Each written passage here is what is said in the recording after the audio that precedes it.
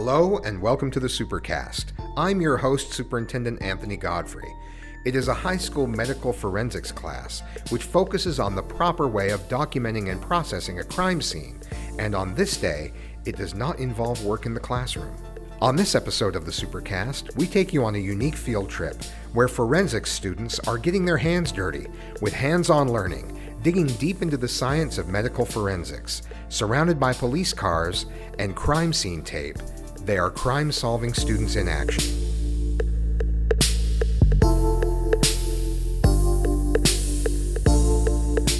Here with Cynthia Cox out in Copperton, out in the field with her medical forensics class and with the law enforcement class as well. So introduce yourself and tell us a little bit about these classes and today's experience. Well, my name is Cynthia Cox, and I teach the medical forensics class at Bingham. And all year long, we've been talking about crime scene investigation, crime scene analysis, identification of evidence, analysis of evidence, packaging of evidence. And so this is kind of a culminating activity where the students come out, and it's led by the police department. And so the students are getting a real-world view of how to solve a crime from beginning to at least evidence packaged and sent back to the lab. Well, we have a gloomy, snowy day that you might have ordered for dark work like this. It's the perfect setting. Tell me about the skills that students learn in class that lead up to this experience.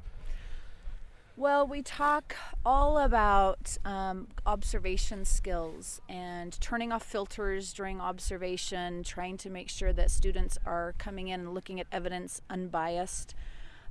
We teach them about how to package all different types of evidence, not just a screwdriver, a piece of wire, but biologic evidence, drug evidence, blood evidence. And so we teach bone analysis, we look at fingerprint analysis, we look at blood spatter analysis. And through all of those activities, we're working on other workplace skills like problem-solving skills and teamwork skills. Now tell me about the bone analysis and the blood splatter analysis. Okay, so with blood spatter, it can tell a story. We can, based on, are we seeing large drops? Is this somebody that was maybe walking away from after they were injured? Or is this a really fine mist that may have come from a fast-moving weapon like a gun? So the angles that spatter hits a surface can tell us whether that person was standing up, whether they were sitting down, were they lying down. We can identify how many times a person might have been hit with blood spatter analysis. So there's lots of things we can learn from that.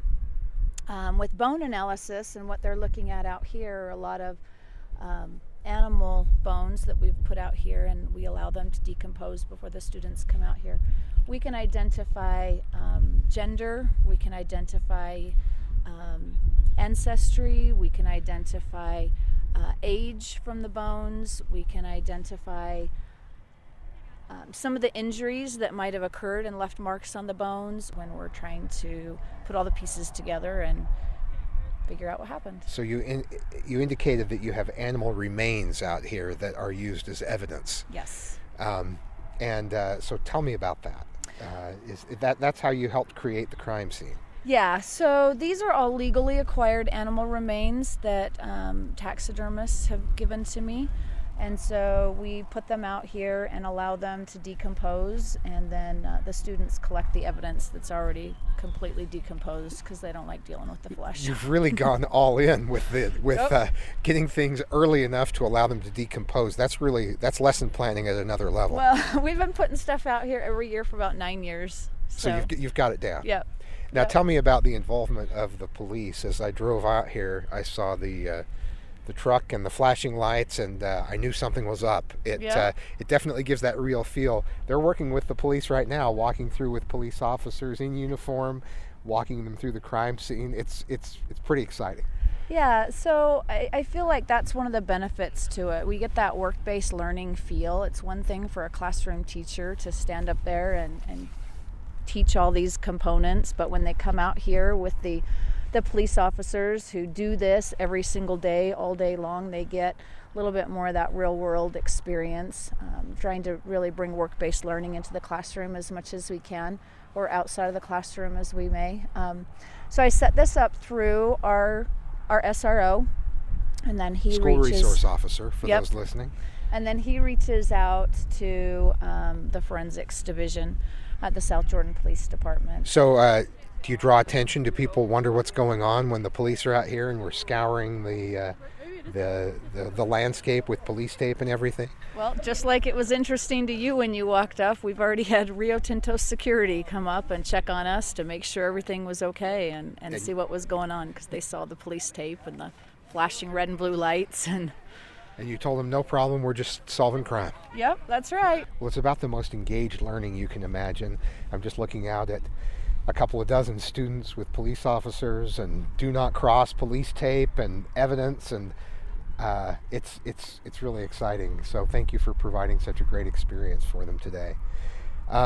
Tell me, does this change their view of the crime shows and movies that they watch? Does it shift their perspective?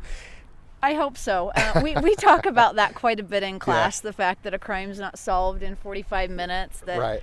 a collection of evidence alone can take 8, 9, 10, 12 hours, and then there's all the analysis and then all the legal work and the paperwork and everything. So we talk about that in depth in class. So what is it that draws students to a class like this? Is it they want to be in law enforcement, they want to be an attorney, they want to know more about a medical approach to solving problems? What is it that draws them? I think most of the time they've seen the shows and those are interesting to them, and so then they want to learn more. We talk about it throughout the school. They see some of our mock crime scenes that we set up during the school day as well. So Mock crime scenes must be really good advertisement for that class. yeah, we set those up multiple times throughout the year in the building, and the students are able to then go through and practice collecting evidence, and they stage them, so they create those crime scenes that we do in class, and they moulage each other, and they practice. But then this is taking it to a whole different level. This is impressive. We're now in the area of the decay, and with the bones out there, kids are measuring things on the ground, working in teams, scouring the landscape, packaging evidence, all under the watchful eye of South Jordan Police. It's really exciting. It's really cool to see this level of engagement. So beyond the specific skills of forensics, what are some of the other general skills that you hope students take away from this class? Number one, I want them to have an appreciation for law enforcement, right? I want them to understand what really has to go into crime scene evaluation. You think about a TV show and it lasts 45 minutes and they've solved the whole crime. Right, everything gets tied up pretty neatly. Yeah, and in real life it doesn't happen that way. Right. So I want them to have that appreciation and kind of that real world view. We teach a lot of analytical skills in this class, information processing, how to put all the pieces of the puzzle together, teamwork skills. It's another big thing that we work on in this class. Solving a crime isn't just a one-person deal. You're working with a medical examiner, you're working with an investigator, you might be working with an attorney or law enforcement, and everybody has to come together to try to solve that. So we work a lot with teamwork skills, some of those life skills that they can take with them into other professions as well. Outstanding. Well, it's a great class experience, obviously, given by an award-winning teacher, and they're very lucky to have you and to have the chance to have experiences like this. So thank you for making learning so meaningful and real for these students. Thank you. Thanks for coming out here. Stay with us. When we come back, more with our crime-solving students in Bingham High's medical forensics class.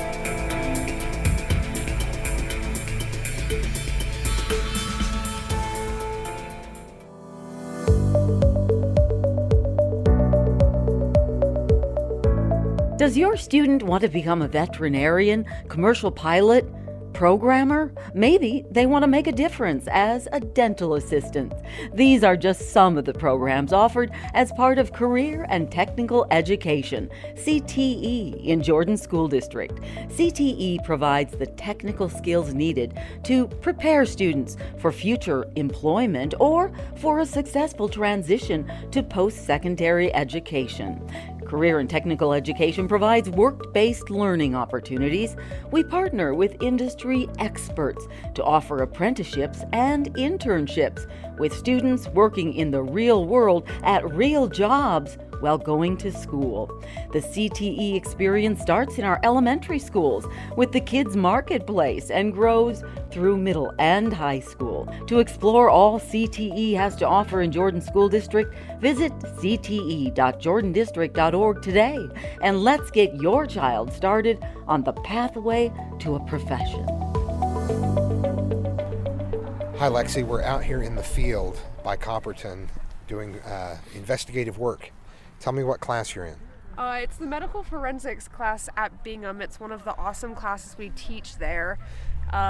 We're just learning about investigating crimes and looking for evidence, and it's a blast out here. And tell me what you're looking for out here. We're looking for anything that could have evidence. So in the class, we've learned about all sorts of evidence, biological, transfer, stuff like that. So we're looking for things that could have DNA on them, things that could have skin or hair, saliva, or things that could be used as a weapon, so any tools that wouldn't grow in the middle of a field. What's the specific crime that you're trying to solve? Somebody went out here. We had a missing person, but one of the teams has found a head, so they're no longer missing. Oh, okay. So it has changed to a different kind of investigation at this point. All of this is fictitious for those of you who may have dropped in partway through the podcast. Now, it is cold. It is kind of the perfect setting for grim work of the type that you're doing right now. Tell me about looking forward to this experience as you've been learning things in class. It's just been awesome. It's cool because in most classrooms, it's hard to find any sort of like hands-on, especially a class like this where we're dealing with like criminal things. You can't often find that, but it's cool that we have this experience.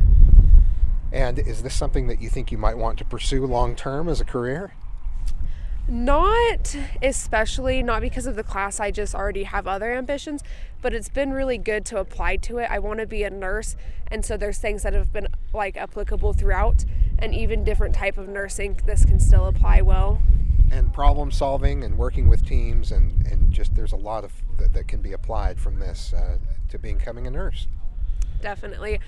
Along with that, we just learn lots about like the human body and different stuff, because like when we are looking for evidence, we're looking for hair and drugs and stuff like that. And then in nursing, we're looking for like evidence of things that could be wrong with the body. So it's cool to learn about the different structures and then apply them differently. And you'll look at every crime show or movie in a different way for the rest of your life now. Oh, definitely. Well, I'll let you get back to solving crimes and making this a safer place for everyone. Okay, All thank right, you. Thank you very much. My name is Jody Skog. I am the crime scene and evidence supervisor. So tell me about this experience with the students. It is super fun to be able to come out here and have them see what we see. And when they have all their markers, I'm like, oh, this is an evidence person's worst nightmare, because there's like 150 markers. Yeah. But just to see how excited they get is really fun, because it's the first step of a career for them. So tell me what your day-to-day job is like when you're not helping students solve crime. A lot of my job is running the evidence division, and so it's booking any property that the evidence book in. It could be processing, looking for fingerprints, DNA, submitting stuff to the crime lab, processing actual crime scenes. Well, thank you for what you do, and thank you for taking the time to help these students learn you're these welcome. skills. We just did an internship or a job shadow with a 14-year-old. Oh, really? And then she wanted to come back, so we had her come back, and she actually helped us process some evidence. And do you think she So- might want to pursue this? I think she will. Yeah? Yeah. Tell me about what sparked it for you. What made you want to pursue this as a career? I was a police officer for 7 years. Yeah. And then this just kind of fell into my lap, and now I run the whole division. And what made you interested in being involved in law enforcement? My dad was a police officer Yeah. for 30-something years, and so he always told me over his dead body. And so he got sick of me talking about it, and he says, if you want to do it, do it. And Yeah. so I started when he retired. Oh, wow. So I'm on my 22nd year. Wow. That's amazing. Yeah, great. 3.5 years left. Yeah.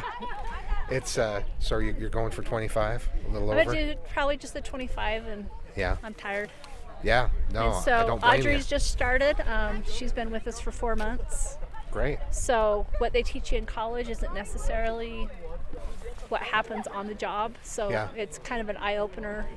But we were telling the kids, check with departments, get involved in like the cadets. Sandy City has the Explorer program. Yeah. So if they want to be a police officer, if they want to do crime scenes, it's a great way to start. Good. Tell me, what do you observe as you are working with students? You see some different approaches, I assume. They have the way they look at things is really interesting, but they're on the right path. Fingerprints, DNA. The females are a little bit more methodical than the boys are. It's kind of fun to watch because the girls are really slow and really think it out, and the guys are just like Running through, huh? running through. Let's crank it out.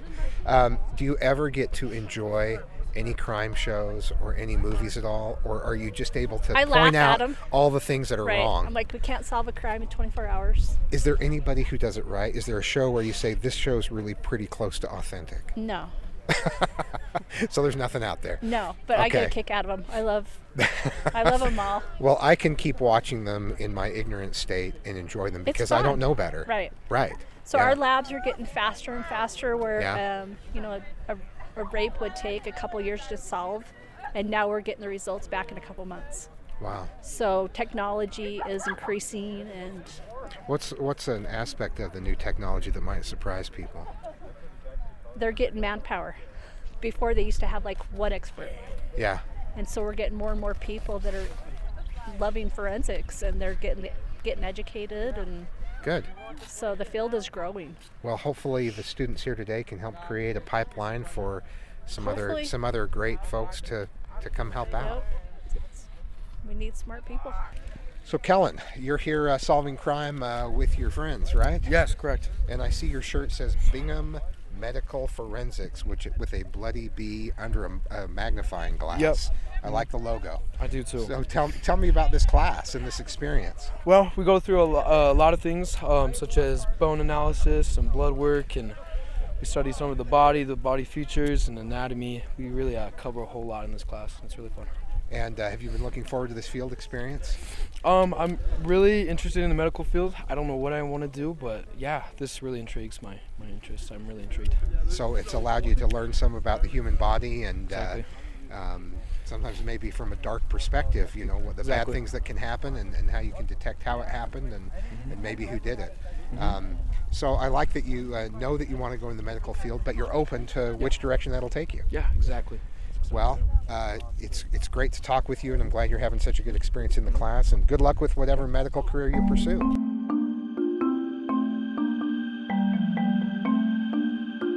Thanks for joining us on another episode of the Supercast. Remember, education is the most important thing you will do today. We'll see you out there.